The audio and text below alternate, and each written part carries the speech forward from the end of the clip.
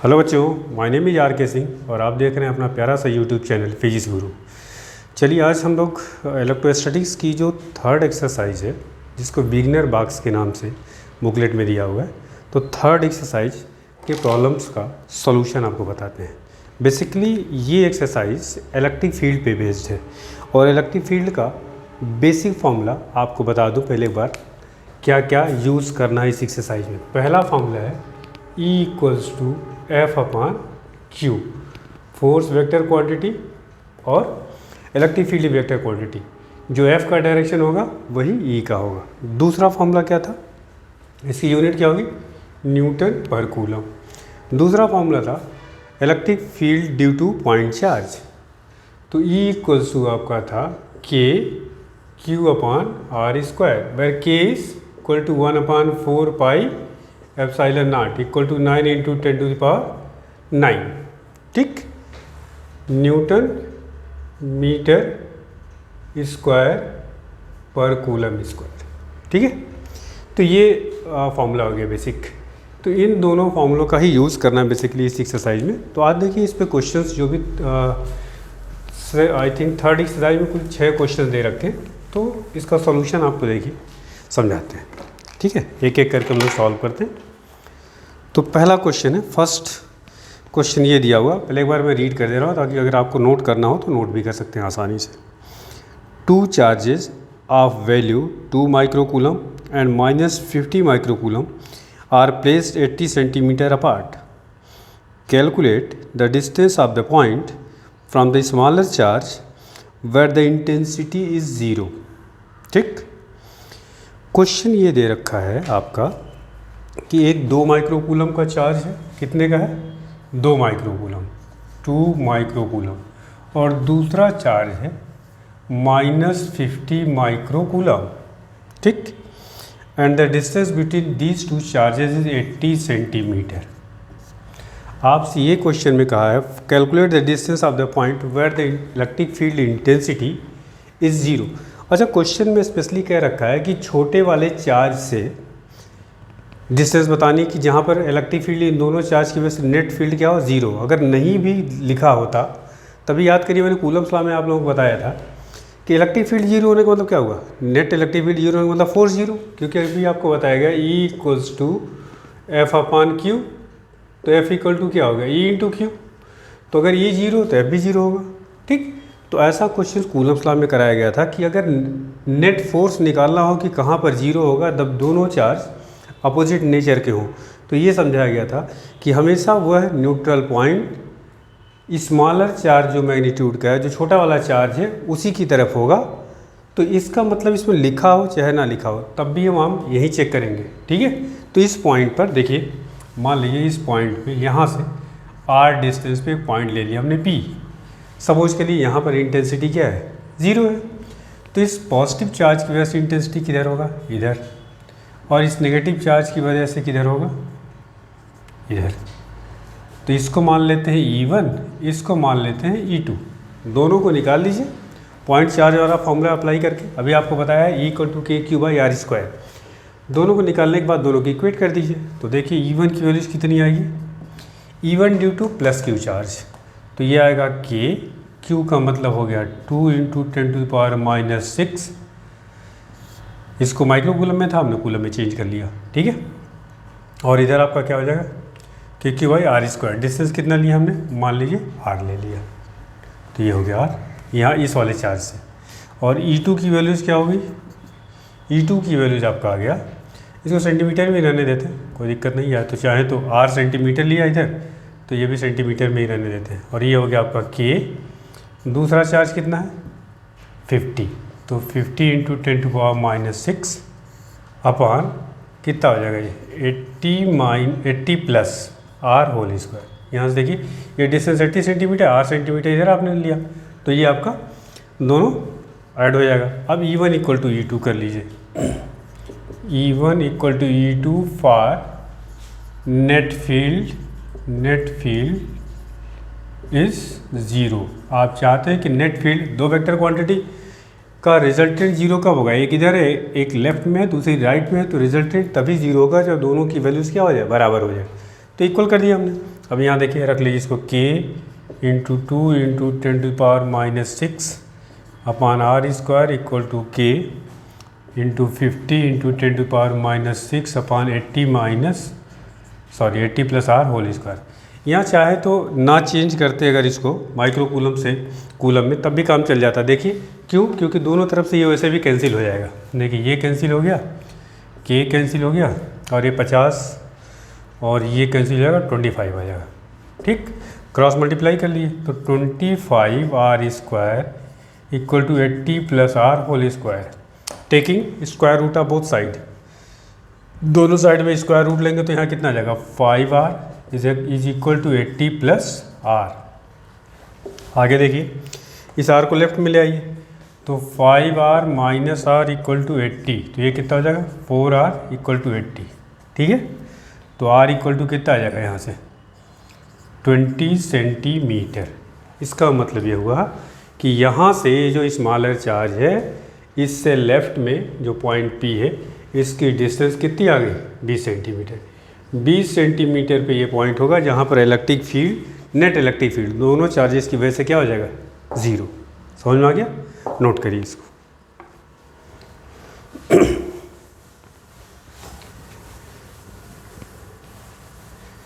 बेटा अगर आप लोगों को ये वीडियो पसंद आता है तो अपने दोस्तों को जो भी नीट की तैयारी कर रहे हैं उनको भी बताइए, उनको साथ शेयर करिए ताकि उनको भी इसका फ़ायदा मिल सके।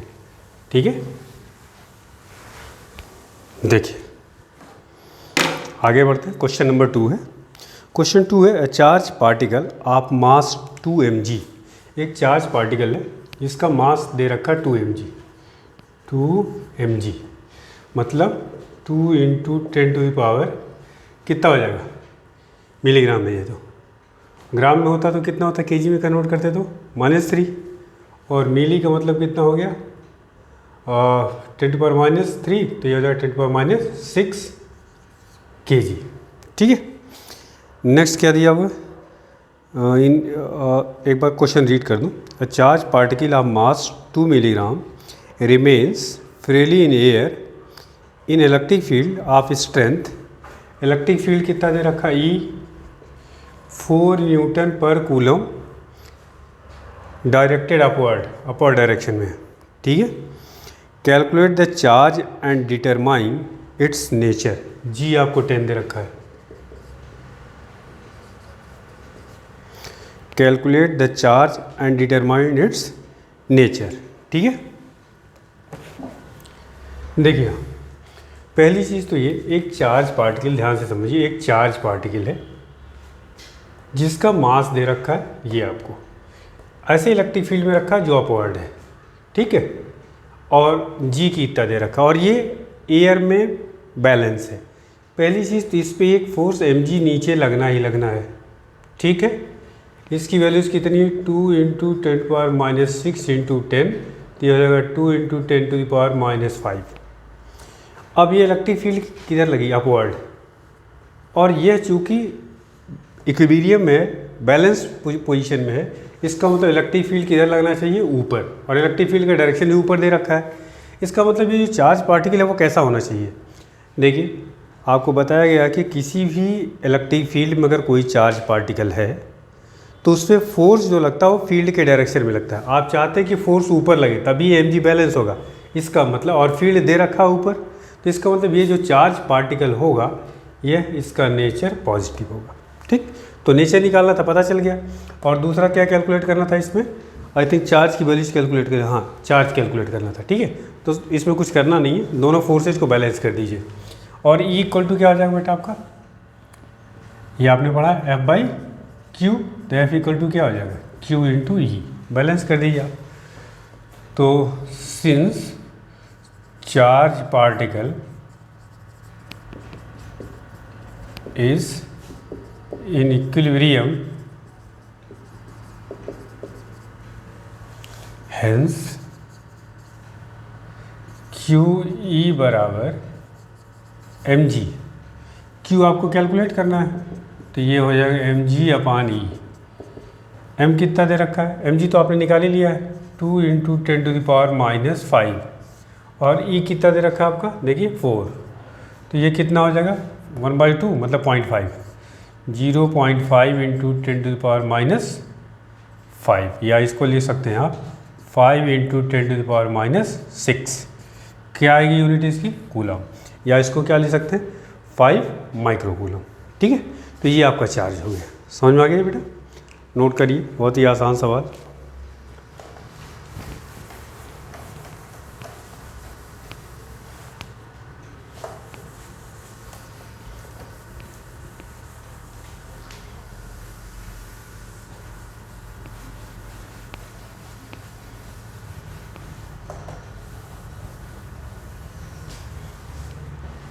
नेक्स्ट क्वेश्चन देखते हैं, थर्ड क्वेश्चन।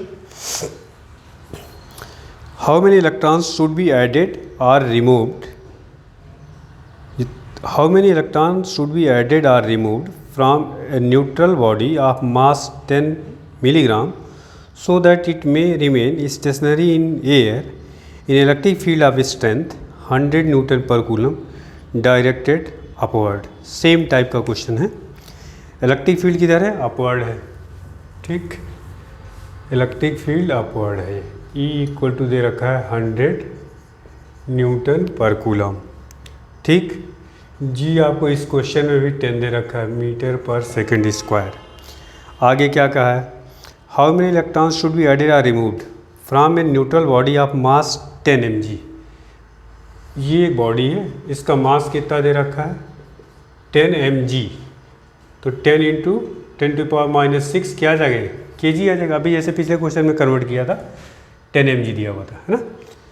तो इसमें पूछा गया है, अब ये कह रहा कि कितने इलेक्ट्रॉन इसमें ऐड किए गए या रिमूव किए गए, ये आपको बताना है। और ये आपका एयर में आपका स्टेशनरी है। सेम टाइप का क्वेश्चन है ये। इसका मतलब पहली चीज़ तो mg इधर लगेगा, ठीक, और इसकी वैल्यू इसकी m ये है, तो g से 10 से मल्टीप्लाई करेंगे तो ये कितना आ जाएगा आपका 10⁻⁻4। देखिए इक्वल टू हो गया 10⁻⁻5, और इसमें g की वैल्यू से मल्टीप्लाई करेंगे तो ये हो जाएगा 10⁻⁻4।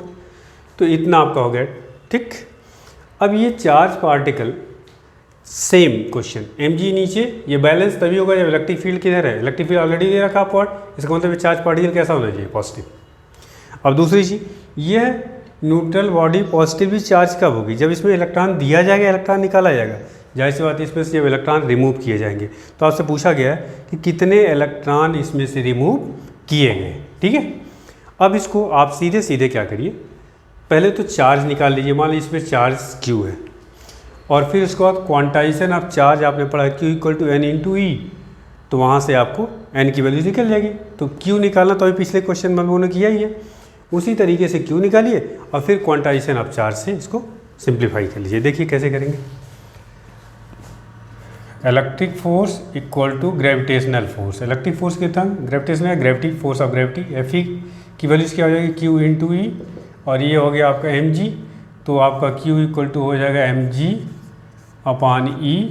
mg की वैल्यूज कितनी निकाली है 10⁻⁻4, और E कितना निकाला है? दिया बेटा 100, मतलब ये 10⁻2, ये ऊपर जाएगा तो कितना हो जाएगा 10⁻⁻6। इसका मतलब ये आया इतना कूलम चार्ज इसमें है। ठीक है, अब क्वांटाइजेशन ऑफ चार्ज में आपने पढ़ा है, since Q equal to N into E, तो N इक्वल टू क्या हो जाएगा Q अपॉन E। अब देखिए यहाँ Q की वैल्यूज ऑलरेडी आप निकाल चुके हो, E की वैल्यूज आपको पता है कितनी होती है, और उस पर पुट कर लीजिए। तो Q कितना है 10⁻⁻6, E कितना 1.6 इंटू 10⁻⁻19। अब ये सॉल्व करेंगे तो कितना आएगा 6.25 इंटू 10⁻10, सॉरी 10 नहीं 12 आएगा, 10⁻12। ये वैल्यूज आपकी आएगी, इसको सिंप्लीफाई कर लेंगे तो number of electron removed from the neutral body ये आ जाएगा। तो सिंपल क्वांटाइजेशन ऑफ चार्ज पता होना चाहिए, ये पिछले सवाल का कॉन्सेप्ट है, और ये आपका क्वेश्चन सॉल्व हो गया। ठीक है, चलिए नेक्स्ट देखते हैं अगला क्वेश्चन एक्सरसाइज का।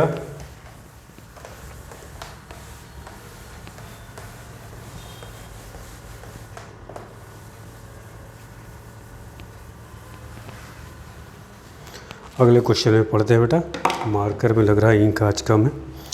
नेक्स्ट क्वेश्चन देखिए, work out the magnitude and direction of the field at the point P. Work out the magnitude and direction of field, electric field पूछा गया at the point P, E P equal to question mark. ठीक, when, पहले पूरे क्वेश्चन को एक बार पढ़ दो। Work out the magnitude and direction of field at point P when charge of 2 microcoulomb experiences an electrical force 5 × 10⁻² J cap newton at point P। Charge कितना दे रखा है? 2 माइक्रोकूलम, इसका मतलब 2 × 10⁻6 coulomb. Experience electrical force F कितना दे रखा है? वेक्टर फॉर्म में दिया है, 5 × 10⁻² J कैप न्यूटन। ठीक, एट पॉइंट पी। आपको workout the direction and magnitude and direction of field, इसका मतलब आपको इलेक्ट्रिक फील्ड का मैग्नीट्यूड और डायरेक्शन निकालना है। क्या क्या दे रखा है? एफ और क्यू। और अभी आपने फॉर्मूला पढ़ा है, E equals to vector F upon Q. F की वैल्यू देखो कितना दिया बेटा, आपको पता कि जो फोर्स का डायरेक्शन होगा वही इसका भी डायरेक्शन होगा, है ना। अच्छा, चार्ज भी पॉजिटिव ही दे रखा है, 5 × 10⁻² J कैप अपान क्यू कितना दिया है? 2 × 10⁻6। इसको सॉल्व करिए तो ये तो आपका आ जाएगा 2.5 और ये ऊपर जाएगा तो इंटू 10⁻, कितना हो जाएगा? -2 और ये +6, तो ये आपका 4 J कैप। इसका मतलब इलेक्ट्रिक फील्ड का जो डायरेक्शन होगा वह वाई एक्सिस के, जे कैप का मतलब क्या होगा? Unit vector in the direction of Y axis. तो मैग्नीट्यूड इसका कितना हो जाएगा? ये 2.5 × 10⁻4 और डायरेक्शन क्या हो जाएगा? In the direction of Y axis. ठीक है, नोट करिए इसको भी। चलिए नेक्स्ट क्वेश्चन पे बढ़ते हैं।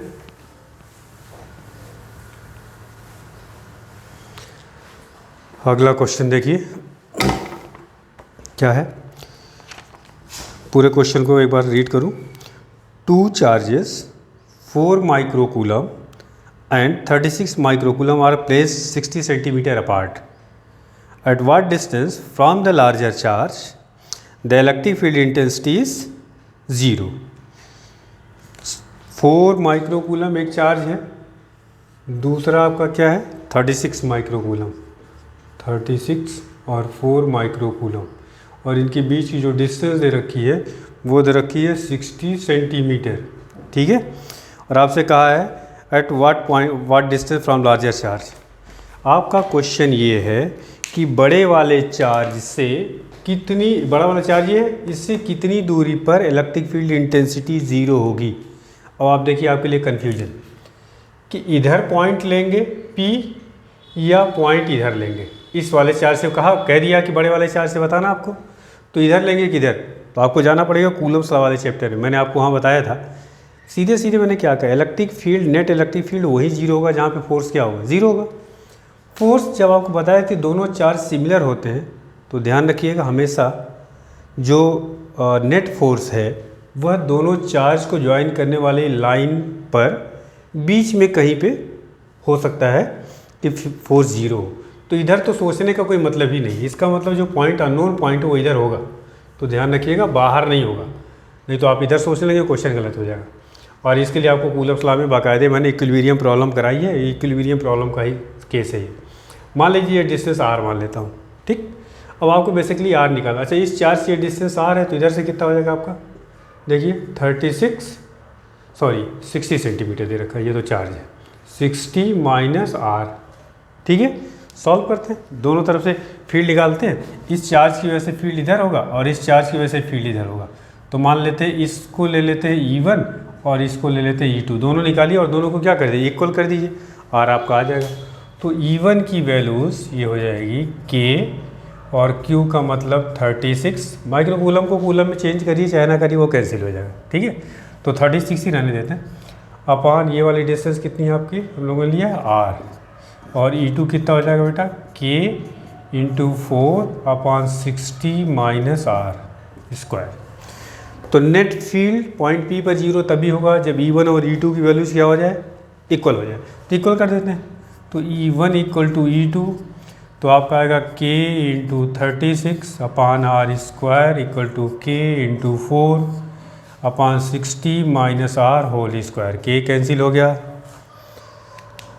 इसके बाद 4 से ये कैंसिल हो गया, 9 क्रॉस मल्टीप्लाई कर लीजिए, तो ये आपका आ जाएगा, देखिए इधर आएगा आर स्क्वायर और इधर आ जाएगा 9 into 60 minus R whole square, taking square root of both side. यहाँ आ गया आर, यहाँ 3, यहाँ आएगा 60 माइनस आर। इसको ओपन करिए, 60 इंटू 3 माइनस 3 आर ये हो गया। इस 3r को लेफ्ट में लाइए, तो r plus 3r equal to 60 into 3, ये हो गया 4r इक्वल टू 180।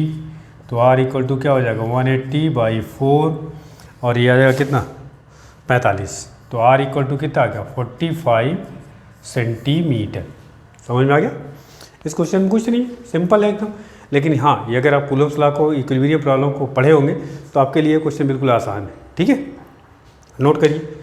मतलब ये जो बड़ा वाला चार्ज है उससे 45 सेंटीमीटर पे जो नेट इलेक्ट्रिक फील्ड होगा वो क्या होगा, 0 होगा। ठीक है, चलिए लास्ट क्वेश्चन इस एक्सरसाइज का।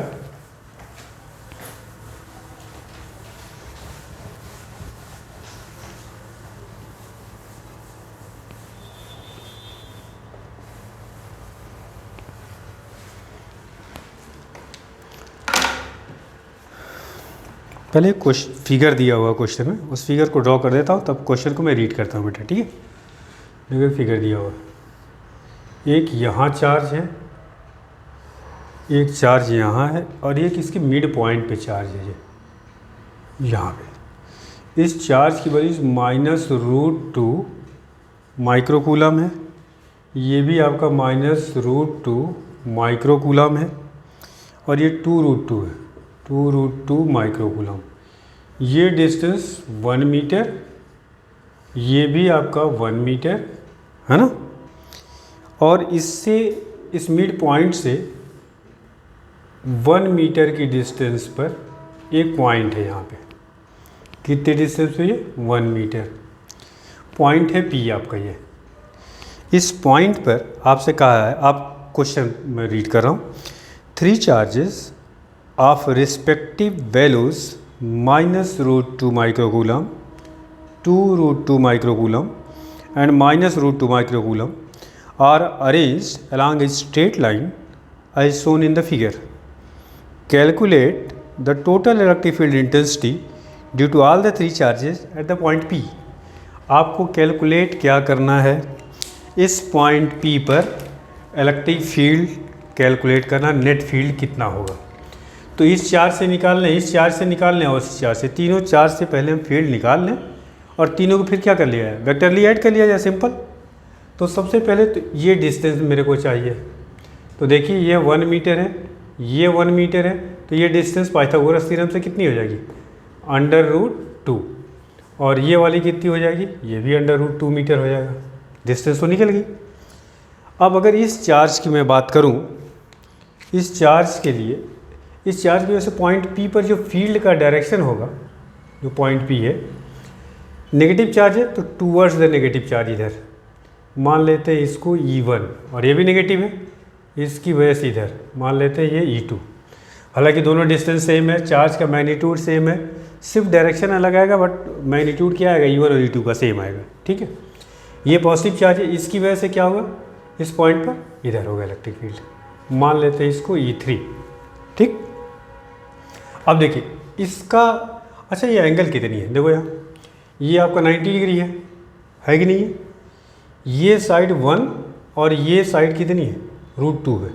ठीक है, ये अगर ध्यान दें हम लोग, ये एंगल कितना आएगा, इधर वाला, देखिए कैसे निकाला जाए। ये आपका 1 मीटर है, ये आपका इस ट्रायंगल में, यहाँ देखिए ट्रायंगल है, ये 1 मीटर और ये 1 मीटर, दो साइड्स इक्वल है, ये और ये। तो इसका मतलब ये एंगल भी क्या होंगे, इक्वल। और ये 90 दे रखा है, 90 दे रखा है ना ये, तो 90 देने का मतलब ये दोनों एंगल 45 हो जाएंगे। इसी तरह से ये एंगल और ये एंगल 45, तो इसका मतलब ये टोटल एंगल कितना हो गया, 90 डिग्री। ये एंगल हो गया 90 डिग्री, ये, ठीक, ये आपका हो गया। अच्छा, ये लिख देता हूँ यहाँ पे 90 डिग्री, कोई दिक्कत। अब हम लोग पहले क्या करेंगे, डायरेक्शन सबका मैंने मार्क कर दिया। अब E1 और E2 निकालेंगे पहले, दोनों मैग्नीट्यूड सेम आएगा, दोनों फील्ड कितने एंगल पर है, 90 डिग्री पे, तो उनका रिजल्टेंट किधर आएगा, 45 डिग्री, मतलब इसके अलग आएगा, ठीक है। इसको ये 1 मीटर नीचे कर दूँ थोड़ा, 1 मीटर, इसको मैं मान लेता हूँ ई रिजल्टेंट, किसका किसका, E1 और E2 का रिजल्टेंट, ठीक। अब इन दोनों का रिजल्टेंट नीचे आ गया और एक फील्ड ऊपर है, तो अब क्या करेंगे, जो भी जिसका मैग्नीट्यूड ज़्यादा होगा E3 और ER में, उसमें से माइनस कर देंगे, उसी डायरेक्शन में नेट या रिजल्टेंट इलेक्ट्रिक फील्ड आएगी फाइनल वाली, ठीक है। तो चलिए पहले E1 और E2 कैलकुलेट करते हैं। देखिए, E1 का mod is equals to E2 mod is equal to कितना आएगा, देखिए K का मतलब 9 इंटू 10⁻⁹, Q का मतलब √2 इंटू 10⁻⁻6 अपान R², √2 का स्क्वायर कर लिए तो आपका 2 हो जाएगा, ठीक। इसको सिंप्लीफाई कर लेते हैं, कितना, ये आपका देखिए 9√2 या 9 अपान √2 कर ली, 9√2 और ये 2 ये कैंसिल हो जाएगा, 9 अपान √2 और ये हो जाएगा इंटू 10⁻, कितना आएगा बेटा, 3 न्यूटन पर कूलम। कोई दिक्कत नहीं, इसको चाहे तो डिवाइड भी कर सकते हैं, बट रहने देते हैं, अभी बाद में कैलकुलेशन यूज करना है। अब इसका E1 और E2 का रिजल्टेंट निकाल लेते हैं। Resultant of E1 and E2, दोनों वेक्टर क्वांटिटी मैग्नीट्यूड सेम है, ठीक है, और क्या चीज़ है, दोनों 90 डिग्री पे हैं, तो दो वेक्टर क्वांटिटी अगर 90 डिग्री पे होते हैं और उनका मैग्नीट्यूड सेम होता है, तो उनका रिजल्टेंट क्या होता है, E इक्वल टू, या जो हमने ER लिखा है, क्या आएगा बेटा, √, वैसे A² + B² होता है, A और B बराबर, तो A √2 हो जाएगा, मतलब E1 √2 आपका आएगा, है ना। तो E1 आप निकाल ही चुके हो, 9 अपान √2 इंटू 10⁻³ इंटू √2, देखिए फिर कैंसिल हो गया ये, तो ये आपका आया ER is equal to 9 into 10⁻³ newton per coulomb, किधर आया, डाउनवर्ड डायरेक्शन में, ठीक है। अब E3 कैलकुलेट करते हैं, इसको इक्वेशन 1 कर लेते हैं। तो E3 कितना आएगा, देखिए E3 इक्वल्स टू K मतलब 9 इंटू 10⁻⁹ Q, यहाँ पे चार्ज कौन सा लेंगे, 2√2 इंटू 10⁻⁻6 माइक्रो कूलम में था, अपान R², डिस्टेंस कितनी, 1 मीटर, तो 1 मीटर का स्क्वायर करेंगे तो कितना आ जाएगा, 1 ही आएगा। सॉल्व करते हैं इसको, 9 इंटू 2 18 √2 और इंटू क्या आएगा बेटा 10⁻³ न्यूटन पर कूलम, ये आपका 2 हो गया, ठीक। अब E3 आपका अपवर्ड डायरेक्शन में और ER डाउनवर्ड डायरेक्शन में, तो नेट फील्ड कितनी आएगी, देखिए अब net field at the point P, net field at point P कौन सा इन दोनों में अधिक है, देखिए ER 9 इंटू 10⁻³ है और ये 18 दिस है, तो ये वाला ज़्यादा है E3, तो E3 माइनस क्या आएगा ER, तो रख लीजिए वैल्यू, E3 आपका कितना है, ये है 18√2 इंटू 10⁻³ माइनस 9 इंटू 10⁻³, तो ये सॉल्व करेंगे इसमें, तो 9 और 10⁻³ कॉमन ले लिए, 9 इंटू 10⁻³ कॉमन लेंगे, ठीक है, तो यहाँ क्या आएगा 2√2, ये तो कॉमन ही हो चुका, और ये पूरा -1, ठीक है। तो आप चाहें तो √2 की वैल्यूज़ कितनी होती है, √2 की वैल्यूज़ याद रखिए 1.414, उसमें से 1 माइनस करेंगे तो आपका कितना आ जाएगा 0.414, तो 9 इंटू 10⁻³ इंटू और 2 से मल्टीप्लाई भी करना है, तो 2√2 की वैल्यूज़ कितनी आ जाएगी, इसमें 2 से मल्टीप्लाई कर लें तो ये हो जाएगा 8 और ये हो गया 2, ये हो गया 8, ये हो गया 2, ठीक, और -1 है तो ये कितना आ जाएगा 1.82, ठीक है। इसको आप सिंप्लीफाई करेंगे तो कितना आ जाएगा 16.46, 16.46 इंटू 10⁻³ न्यूटन पर कूलम। और डायरेक्शन क्या होगा?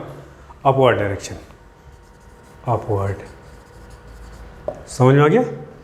तो ये थोड़ा सा अच्छा क्वेश्चन क्या है, वेक्टर का बेसिकली यूज़ है और कुछ इसमें खास नहीं है। अगर आपको वेक्टर आता है तो सवाल में कोई दिक्कत नहीं होगी, ठीक है। इस प्रॉब्लम में कुछ ऐसा टफ नहीं है। समझ में आ गया बेटा? तो ये तो था बिगिनर बॉक्स 3, थर्ड एक्सरसाइज हो गई। Fourth exercise basically Gauss law पे है ना। तो गॉस लॉ की कॉन्सेप्ट वही बताया नहीं है। तो पहले फिफ्थ एक्सरसाइज में पूरा पढ़ा चुका हूँ, 6 पढ़ा चुका हूँ। उन एक्सरसाइज से उसका डिस्कशन करेंगे, फिर गॉस लॉ थ्योरी में स्टार्ट करते हैं। गॉस लॉ के प्रॉब्लम्स उसी के साथ ही करा देंगे, ठीक है बेटा। चलिए इसको नोट करिए। Thank you.